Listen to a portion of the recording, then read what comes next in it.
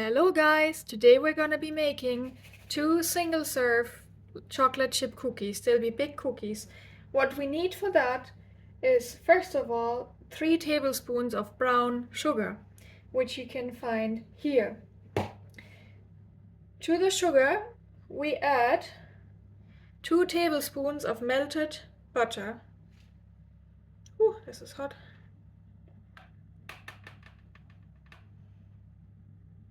We also have a pinch of salt in there.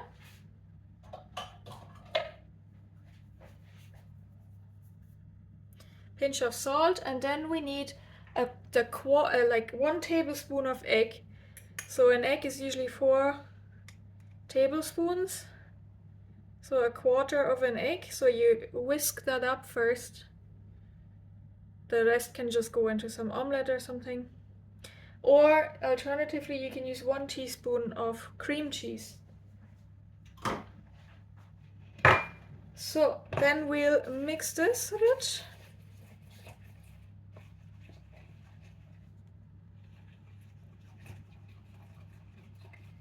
And afterwards we're gonna add flour and vanilla. So for that we will need 5 tablespoons of flour.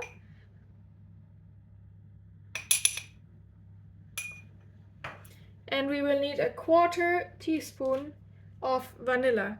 You can get vanilla fluid, you can get it in powder or in kind of a paste. That's what I have here. I hate when vanilla is so sticky and messy, but there you go. Even the biggest messes in life can turn into something sweet. Because of Jesus, he can redeem every situation. The messiest or worst case situation that ever existed in history was when literally the God who created the universe was put on a cross. And that was the biggest win in history too, because now he's made a way for us to be forgiven and reconciled with God. So even out of the worst situation, something sweet can come. So God is in the business of redeeming, and he can redeem even your most chaotic, messy, bitter circumstance. So in the meantime, I've also preheated the oven to 180 degrees fan, and I have prepared a tray. So we've mixed this now, and we're gonna add some soda, bicarbonate of soda. We will need 1/8 of a teaspoon for that. So this is a 1/4 teaspoon here. I don't have an 1/8, so like half of that. Mix this. So, and finally, what would be a chocolate chip cookie without the chocolate chips? We have 4 tablespoons of chocolate chips. Now, I keep some back for decoration later. But I personally love to mix and have a mixture of all types of chocolate cheese, milk, white, and dark. I just keep some out to decorate in the end. So they go in, fold that in, and you know, it says it's like 4 tablespoons, but honestly with chocolate, on the side of more, I would say, rather than less.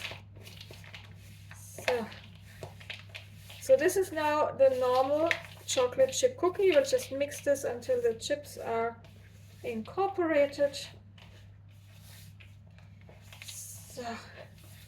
And you can either use this and make 1 big cookie out of it, or I'm gonna make 2 medium-sized cookies out of it because I like a bit of variation, and I'll show you what else I'm gonna do with that.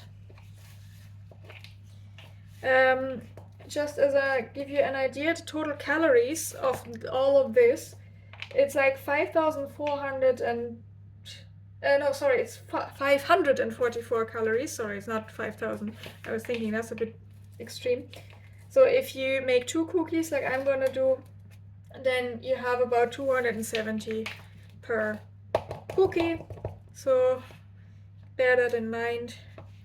I guess you could replace the sugar or, you know, look for alternatives. So what we're gonna do now is we'll take half of this, roughly, so about this, maybe, half of this, and scoop that onto our tray. And we'll get to that later. But first we're gonna add here into our mixture, we're gonna add some cocoa powder, and I'm gonna go in with 1 teaspoon. I don't want it to go too dark, but I do like a rich, dark chocolate chip cookie. So we'll just have to add that, mix that in. This will also make the cookies a bit like firmer, so they won't flatten out as much in the oven. So give that a mix. So now we have these two mixtures. Now we have to form cookies out of them. So what we'll do is we'll scoop it up with our hands and just roll it into balls like so. And then we'll put it on our tray. And usually I like to leave the cookies like that and let them spread, but in this case we are gonna flatten them out. But let me get this one in first. So we'll have both of them on here. And then we're gonna flatten them out until they are about 2.5 to 3 centimeters. Let's say to your first knuckle, roughly. So flatten them out a little bit. As you can see, if you just make one cookie, it's gonna be really, really big. Wait a minute, I have both here. So, and then we'll decorate them with the chocolate chips and press them in a little bit. You don't have to do that, that's for the looks, of course. What you can also do, what I find is quite cool, quite fun, you can put Smarties, for example. They add a little bit of a color pop.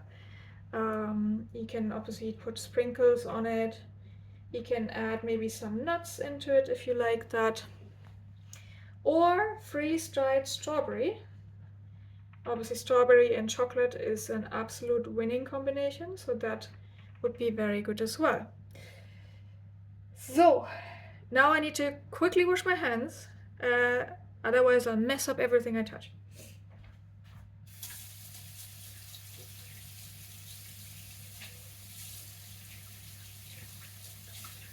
So these cookies will go into the oven now for 15 to 16 minutes, or if you do one, then it's more like 18 minutes, until they're golden brown but still soft to touch.